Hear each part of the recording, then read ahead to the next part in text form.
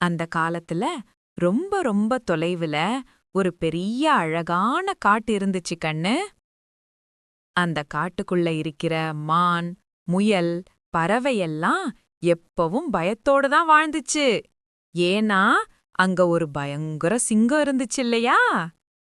அந்த சிங்கம் ரொம்ப அகந்தையோடு நான் தான் இந்த காட்டின் ராஜான்னு எல்லாரையும் பயமுறுத்திட்டு தெரிஞ்சுச்சு கண்ணு.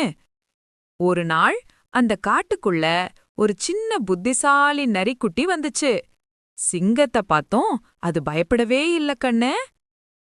நரி மெதுவா சிங்கத்திடம் போய், ஐயா சிங்கராஜா, உங்கள விட பெரிய சிங்கம் இந்த காட்டுல இருக்கேன்னு சொன்னது.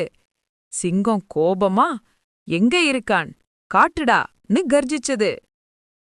நரி சிங்கத்த மெதுவா ஒரு பழைய கிணற்றுக்கிட்ட அழைச்சு போச்சு. இதுக்குள்ளதான் அவன் இருக்கான்னு காட்டுச்சு. சிங்கம் கிணற்றுக்குள்ள எட்டி பார்த்தது.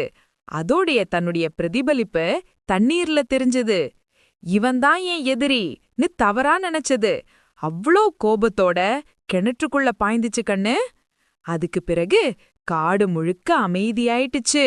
இப்போ எல்லா மிருகங்களும் பயமில்லாம சந்தோஷமா வாழுதுன்னு சொல்றாங்க கண்ணு. உடல் பலம் பெரியது இல்ல, புத்திதான் வாழ்க்கையில மிகப் பெரிய பலம் கண்ணே.